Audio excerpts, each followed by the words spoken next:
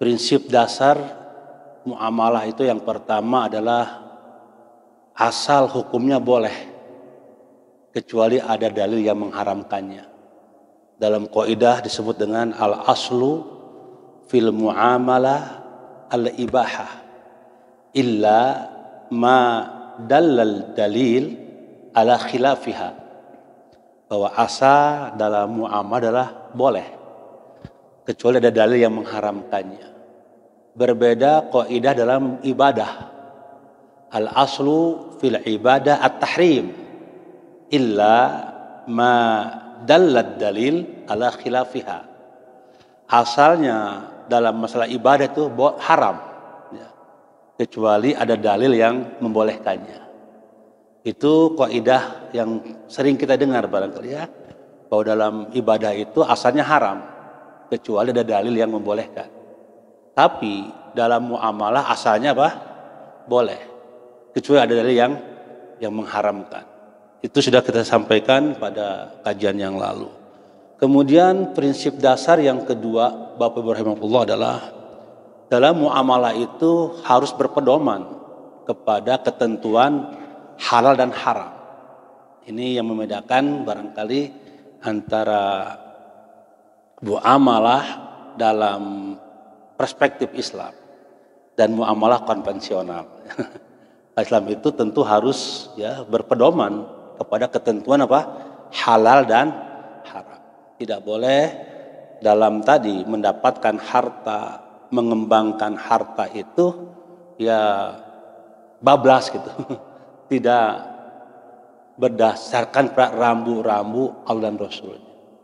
Makanya dalam Islam itu ada rambu-rambu yang harus kita taati, kita patuhi dalam semua aspek ya.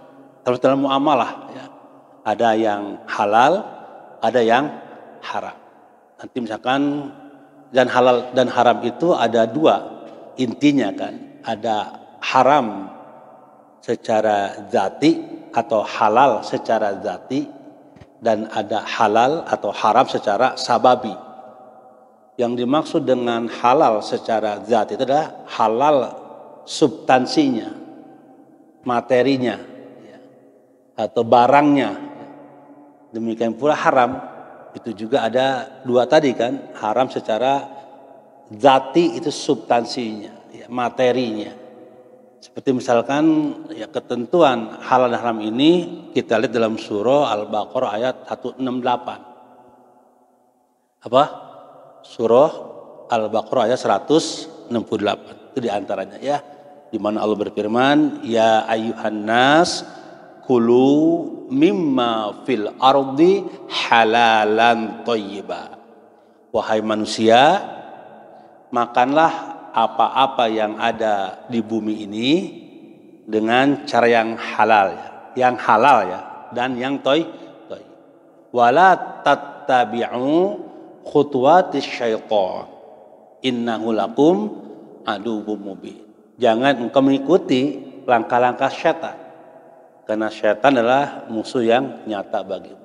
Jadi Allah telah menetapkan ini yang halal, ini yang haram ya. Ini yang baik, ini yang buruk. Begitu ya, selalu gitu. Kalau setan inginnya kita makan yang buruk, makan yang haram. Tapi Allah nyuruh kita makan yang halal. Nah, maka untuk itu ikutilah Allah ya. Mana yang halal kita dapatkan, kita raih, kita konsumsi lah ya. Mana yang haram kita tinggalkan. Kalau setan nggak begitu kan, yang haram ya, diraih, dimakan, yang halal ditinggalkan. Kebalikannya. Maka Allah menyatakan kepada kita, wala tattabi'u khutuwatis syaitan. Setelah perintah untuk memakan makanan yang halal dan thayyib, maka kita tidak boleh mengikuti selain perintah Allah ya. Karena setiap perintah yang bertentangan dengan Allah itu adalah ajakan setan, kira-kira ya.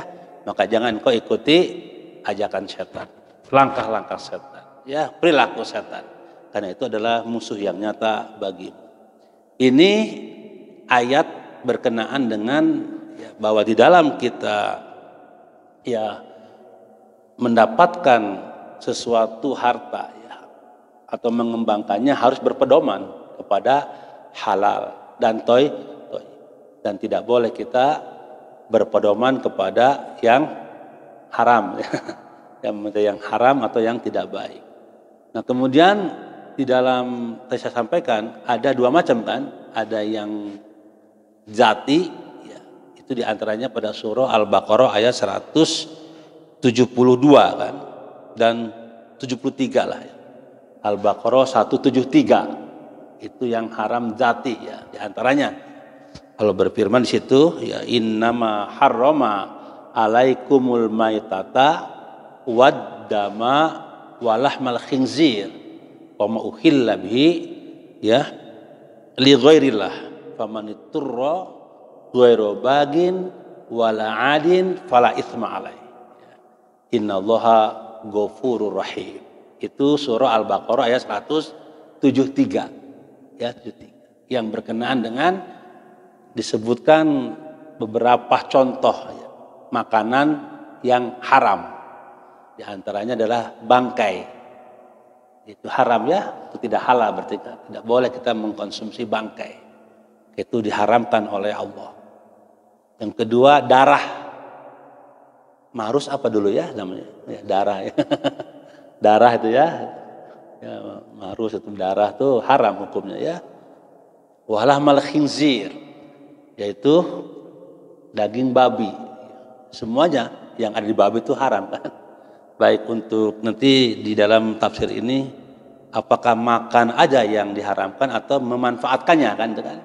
Ya dua-duanya ya menjadi haram. Jadi bangkai, darah babi, wa ma uhilla bihi li ghairillah, dan semua sembelihan yang tidak menyebut nama Allah.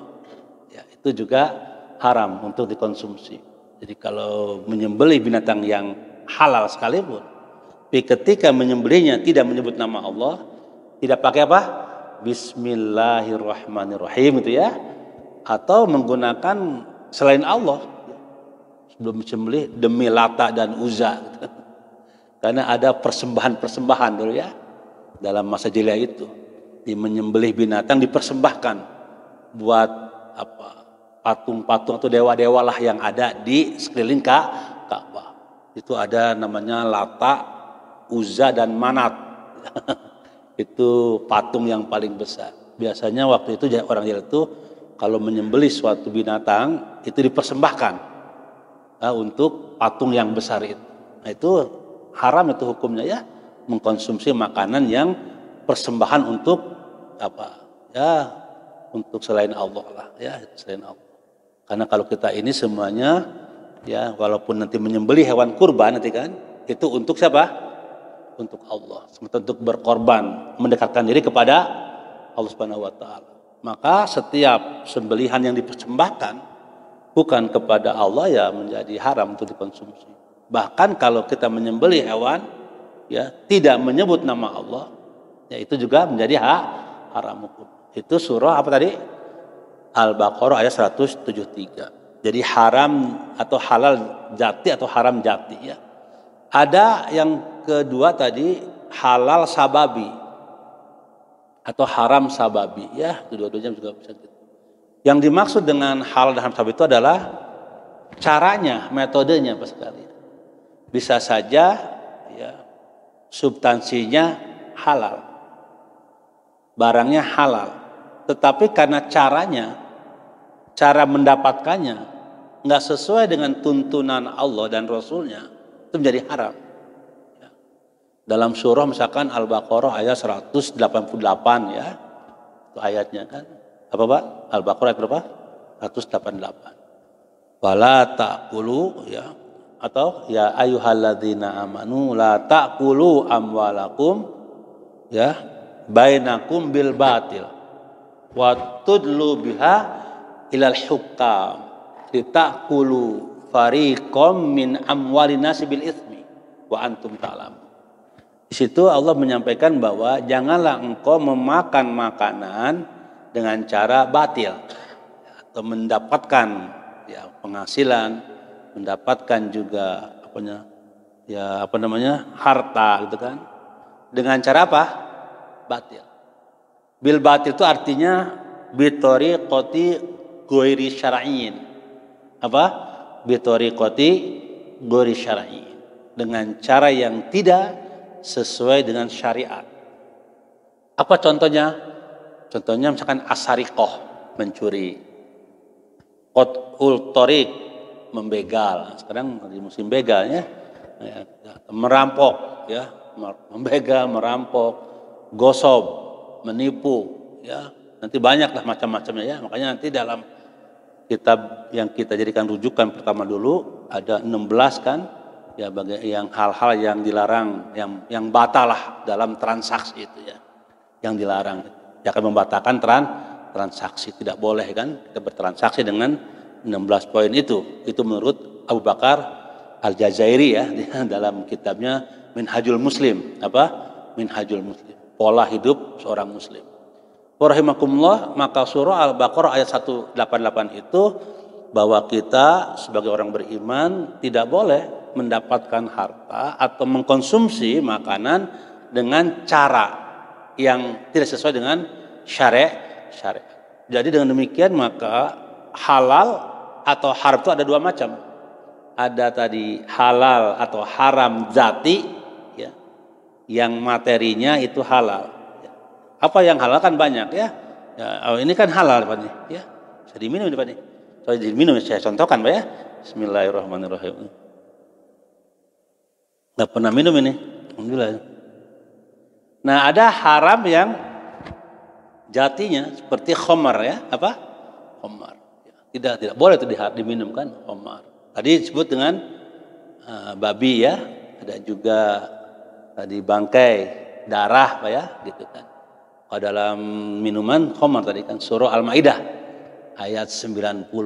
Innamal khamru wal maisiru wal ansobu wal azlamu ridsun min amali syaitan. Sesungguhnya khamar itu mengundi nasib, ya. Berjudi itu perbuatan yang ridsun. Apa itu, ya? Najis apa, ya, gitu, ya. Buruk tuh, ya. Ridsun itu kan kotor, ya, bukan yang kotor. Dan dari perbuatan setan. Jadi setiap perbuatan yang kotor dan itu menjadi perbuatan setan dilarang oleh agama. Maka termasuk tadi kalau yang zat itu adalah khamar, kalau minuman, ya, khamar. Nah, kalau dengan cara yang yang kedua adalah halal metodenya, ya, caranya, atau haram metodenya itu contoh tadi, ya, dengan ya mencuri, merampok, membegal, ya, menipu, ya, atau juga ihtikar. Ihtikar itu, ya. Ihtikar itu adalah ihtikar, kemarin itu sudah sampaikan. Apa itu? Ya, menimbun, apa? Menimbun.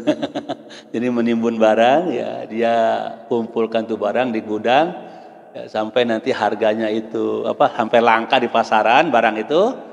Ketika langka kan, ya, kalau dalam hukum ekonomi kan supply and demand, ya. Ya, semakin banyak permintaan semakin tinggi harga itu kan. Nah, ketika permintaan meningkat, barangnya langka, harganya tinggi tuh. Kalau dikeluarkan harta itu, harga apa barang itu tidak boleh, itu ihtikar namanya. Apa? Seperti apa kemarin Pak? Migori. Sekarang kan pakai KTP tuh, ya. Iya. Ya udah, nikmati aja lah.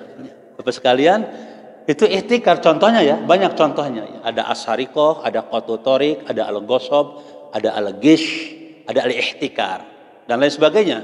Ini contoh-contoh, ya, adalah cara mendapatkan dan mengembangkan harta dengan batil, sesuai dengan syariat, dan dua-duanya dilarang oleh agama. Jadi prinsip dasar yang kedua dalam muamalah Islam adalah harus berpedoman kepada halal dan haram. Dan itu ada pada surah Al-Baqarah 168, ya. Surah Al-Baqarah ayat 172, 173 juga, ya. Dan 188.